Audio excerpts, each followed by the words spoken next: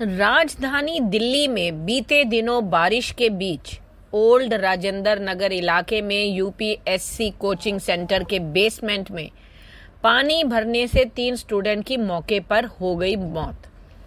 इसके बाद तमाम लेवल और नौकरशाही और राजनीति को लेकर हंगामा जारी है। हालांकि इस बीच दिल्ली में बेसमेंट में चल रहे अनधिकृत कामकाज भी सुर्खियों में शामिल है। आखिर यूपीएससी कोचिंग सेंटर में छात्रों की मौत के बाद सुर्खियों में क्यों आई बेसमेंट? दिल्ली में ही क्यों बनी पेशेवरों की पहली पसंद? और राव को आईएएस कोचिंग सेंटर के अभिषेक गुप्ता कौन है, जिस सेंटर ने ली 3 यूपीएससी एस्पिरेंट्स की जिंदगी? नमस्कार दोस्तों, आज इस वीडियो में मैं इसी पर चर्चा करूंगी। आप तो जानते ही हैं कि दिल्ली के लगभग सभी इलाके अक्सर महंगे आवासीय इलाकों में पेशेवरों के लिए सबसे अधिक मांग वाले रियल एस्टेट स्थानों में बेसमेंट अव्वल है। अभी अभी अपनी प्रैक्टिस शुरू करने वाले एक नए वकील से लेकर सीनियर एडवोकेट तक और डॉक्टरों से लेकर चार्टर्ड अकाउंटेंट तक बेसमेंट में दफ्तर एक पसंदीदा विकल्प बन चुका है। जबकि इन दफ्तरों में बड़ी मुश्किल से धूप या सेलफोन नेटवर्क की पहुंच हो पाती है। तो आखिर क्यों ये उनकी पहली पसंद बन गई है? अगर हम देखें तो दिल्ली में हर तरफ बेसमेंट में कामकाज धड़ल्ले से जारी है। अक्सर महंगे आवासीय इलाकों में बेसमेंट पेशेवरों के लिए सबसे अधिक मांग वाले रियल एस्टेट स्थानों में से है। दिल्ली के बेसमेंट में चल रही है अलग ही अंडरग्राउंड दुनिया। क्यों? इसके अलावा दिल्ली के बेसमेंट में और क्या क्या है? जिम, क्लाउड किचन, रेस्टोरेंट, बार और लाइब्रेरी की तरह अंडरग्राउंड दुनिया बनी हुई है। जबकि इनमें से कई रियल एस्टेट सिविक बॉडीज द्वारा निर्धारित मानदंडों का सरासर उल्लंघन है। हालांकि बेसमेंट के प्रोफेशनल्स के बीच बड़ी पसंद के रूप में सामने आने के पीछे कई वजह भी हैं। इनमें राजधानी में जमीन के एक टुकड़े की आसमान छूती कीमतों, जमीन के इस्तेमाल के पेचीदा नियमों और नागरिकों की लापरवाही सबसे आगे है।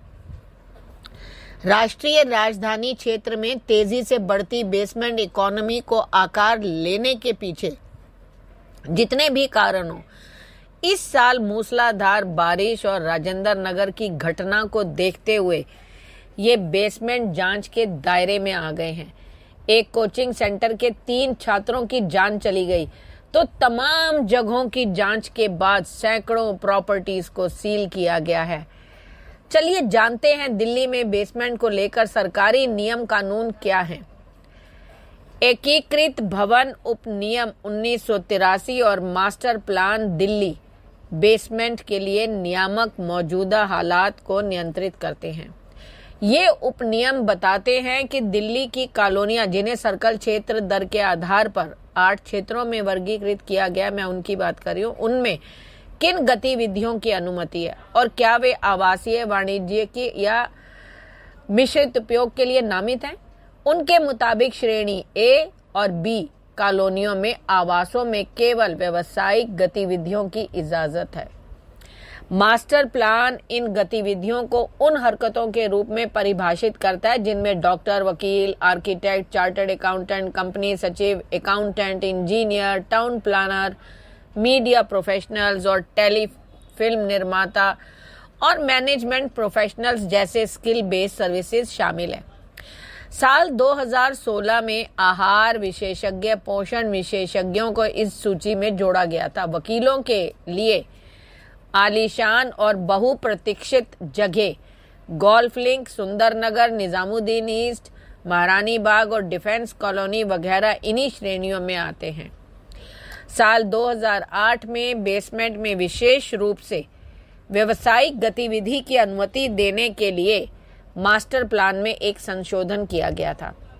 नए प्रावधान के मुताबिक निर्माण उपनियमों, संरचनात्मक सुरक्षा मानदंडों और अग्नि सुरक्षा मंजूरी के प्रासंगिक प्रावधानों के अधीन प्लॉट किए गए विकास में बेसमेंट में व्यावसायिक गतिविधि की अनुमति है। अगर पेशेवर गतिविधि के लिए बेसमेंट का उपयोग भूखंड पर फ्लोर एरिया अनुपात से अधिक हो जाता है तो ऐसे अतिरिक्त FAR का उपयोग सरकार की मंजूरी के साथ निर्धारित उचित शुल्क के भुगतान के अधीन किया जाएगा। अब इसके अलावा MCD के 2011 के एक आदेश ने उनके लिए इन भूमिगत कार्यस्थलों को और अधिक खोल दिया। MCD के आदेश में व्यक्तिगत आवासीय भूखंडों के पुनर्विकास के सभी प्रस्तावों में पार्किंग के लिए एक समर्पित मंजिल को शामिल करना अनिवार्य था। हालांकि उसका मकसद सड़कों पर लोगों की पार्किंग की समस्या को हल करना था, लेकिन इन मंजिलों का उपयोग पार्किंग के अलावा अन्य कारणों से किया जाने लगा। दक्षिण दिल्ली में तो बिल्डर फ्लोर इकाइयों में से एक में फ्लैट मालिक ने कहा कि भले ही निवासियों को सड़कों पर पार्क करना पड़े, लेकिन इन स्थानों को सर्वेंट क्वार्टर के रूप में उपयोग किया जाता है या ऑफिस के रूप में किराए पर दिया जाता है। किराया आमतौर पर इमारत की रखरखाव लागत को कवर करता है और सुरक्षा गार्ड और अन्य कर्मचारियों के लिए भुगतान करता है। दिल्ली में बेसमेंट और बरसाती यानी छतों पर सिंगल रूम सेट जो होते हैं वो अक्सर बिना परमिट के ही बनाए जाते हैं। उनके लोकप्रिय होने का एक और कारण निर्माण की सीमा है। दिसंबर 2022 तक मास्टर प्लान में केवल 15 मीटर ऊंची इमारतों की अनुमति थी। सुप्रीम कोर्ट के हस्तक्षेप के बाद DDA ने इस स्टिल्ट के साथ 17.5 मीटर तक बढ़ा दिया। DDA के नियमों के अनुसार अगर बेसमेंट का उपयोग पार्किंग, घरेलू भंडारण और सेवाओं या व्यावसायिक गतिविधि के लिए किया जाता है तो इस आवासीय इकाइयों में FAR में नहीं गिना जाएगा। इसके अलावा इमारत में कितने बेसमेंट हो सकते हैं इसके बारे में भी मास्टर प्लान में कहा गया है। पर्याप्त सुरक्षा उपायों के अधीन कोई सीमा नहीं होती है। अन्य गतिविधियां जैसे gym, diagnostic centre, gaming zone और यहाँ तक कि कोचिंग सेंटर भी बेसमेंट में नहीं चल सकती, बल्कि केवल अन्य मंजिलों पर चल सकती हैं। अब बात करते हैं कि राव IAS कोचिंग सेंटर की, जिसके मालिक हैं अभिषेक गुप्ता। कौन है ये? दिल्ली पुलिस ने रविवार को राव IAS कोचिंग सेंटर के CEO और मालिक अभिषेक गुप्ता और उसके कोऑर्डिनेटर देशपाल सिंह को गिरफ्तार कर लिया।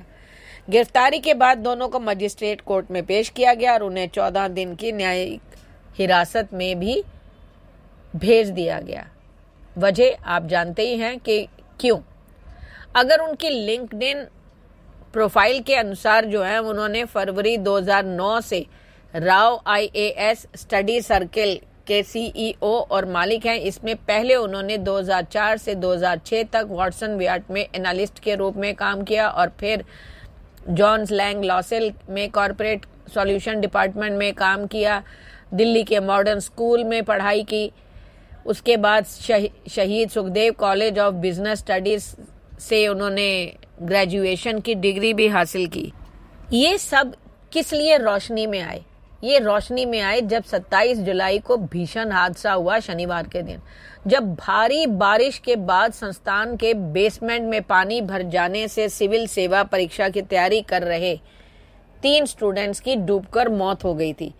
दिल्ली फायर ब्रिगेड को 27 जुलाई शाम करीब 7 बजे बेसमेंट में पानी भरने की सूचना मिली, लेकिन तब तक कई बच्चे थे जो फंसे हुए थे।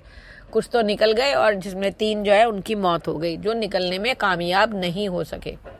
हालांकि पानी को बाहर निकालने के प्रयासों के शुरुआत में बाधा तो जरूर आई, क्योंकि बारिश का पानी बेसमेंट में लगातार भर रहा था। लेकिन कुछ घंटों की मेहनत के बाद फायर ब्रिगेड की टीम पानी कम करने में सफल रही और 3 छात्रों के शवों को बाहर निकाला। ये छात्र जो हैं, एक तो जो उनकी पहचान हुई है वो एक है श्रेया यादव, जो मूल रूप से बिहार की रहने वाली थी। तेलंगाना की तान्या सोनी थी और तीसरे जो थे वो केरल से एर्नाकुलम के नवीन दलविन के रूप में उनकी की गई पहचान। अब प्रश्न मैं जो उठाना चाहती हूँ वो ये कि क्या पैसों की जरूरत इतनी ज्यादा बढ़ गई है, उसकी लालसा, उसका लालच इतना बढ़ गया है कि जहां पर इंसानी जान की जो है कोई कीमत ही नहीं है। सिर्फ पैसा बनाने के लिए है। बिल्डिंगों के दाम इतने बढ़ा दिए गए कि अगर ये सब चीजें कंट्रोल में होती तो आज ये हादसा ना होता, और ऐसे हादसे तो कई होंगे। अब जगह जगह सील करके आप क्या दिखाना चाहते हैं? जो होना था वो तो हो चुका, क्या उसे आप वापस ला सकते हैं? अगर यही सावधानी पहले रखी गई होती और कुछ राजनीतिक या एडमिनिस्ट्रेशन के लोग साथ में ना मिले होते तो ये हादसा कभी नहीं होता। आपकी क्या प्रतिक्रिया है? कृपया कमेंट करके बताएं। धन्यवाद।